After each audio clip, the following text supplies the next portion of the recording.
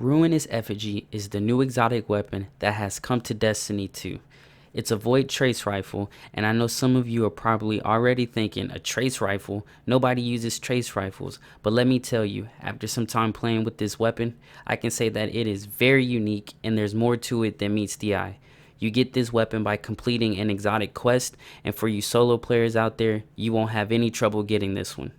To begin this quest, you want to head to the tower, fast travel to the drifter, and interact with the recaster. You want to make sure that you also pick up your means to an end quest because of what the first step requires you to do.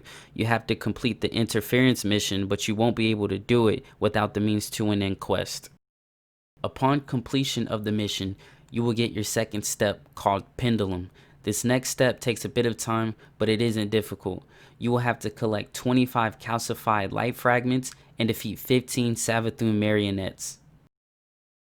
When looking for the light fragments, they will be hidden in certain areas on the map, but they are very easy to find. If you pull your ghost out, as long as you are within the range, the fragments will show up on your screen as a diamond symbol. The fragments themselves resemble a bluish crystal. For the Marionettes, you want to head to Titan or Io. These enemies will only spawn on planets that have contact events. I suggest going to Io since there are 3 load zones, it's more efficient. You can jump back and forth between load zones to make your farm faster. There will be small public event like encounters where you have to defeat some enemies, and eventually a yellow bar will spawn. You also want to pay attention to the bottom left of your screen. A text will randomly pop up to indicate an event will be spawning. Once you defeat your last Marionette, you will then get your third step called Feed. For this step, you will need Gambit or Reckoning completions, Void kills, and Precision multi-kills. Reckoning is the fastest way to do this because the higher the tier, the more progress you get. As for the kills, if you use a Void weapon, you can quickly knock those kills and Precision multi-kills out in no time. After you complete that, your final step is to go back to the drifter in the tower and pick up your Ruinous Effigy. Now let's talk about this weapon. Its exotic perk, Transmutation. Final blows with this weapon collapse victims into void transmutation spheres. Its other perk, Evolution. Transmutation spheres you create can be picked up and wielded as weapons by you or your allies. Light attack, heavy attack, and guard drain ability. I'll let some footage roll so you can see this in action. This is no ordinary trace rifle. If you just shoot the laser, then you won't be too impressed at first, but if you utilize those spheres, you put out a lot of damage. It's a one shot on most enemies, and you can even melt orange and yellow bars. The light attacks are pretty good, but the slam function is very strong.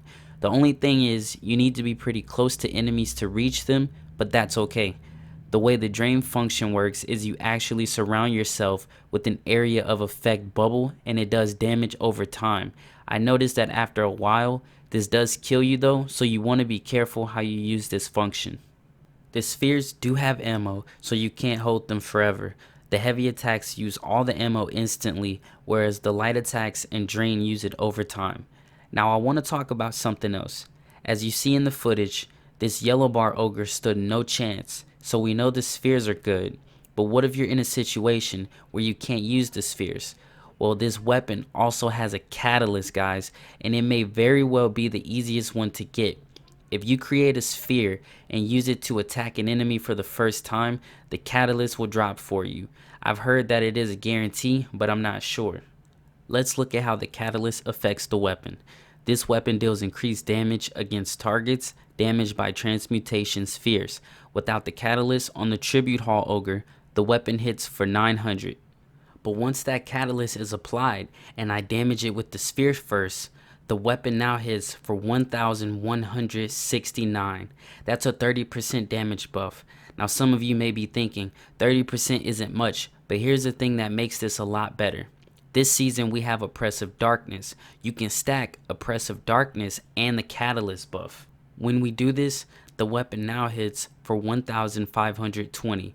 All of this damage also applies to your allies as well. So as long as you can hit with at least one sphere, you and your team can stay safe while still doing good damage with this exotic. So if you guys don't have it already, make sure you go complete this quest and try it out for yourselves. Even if you never pick up a trace rifle, this one might win you over. It's things like this that make the game a lot more fun. I hope I helped you out, and I hope you all enjoyed. I'm RudoWavy, and I'll talk to you guys later.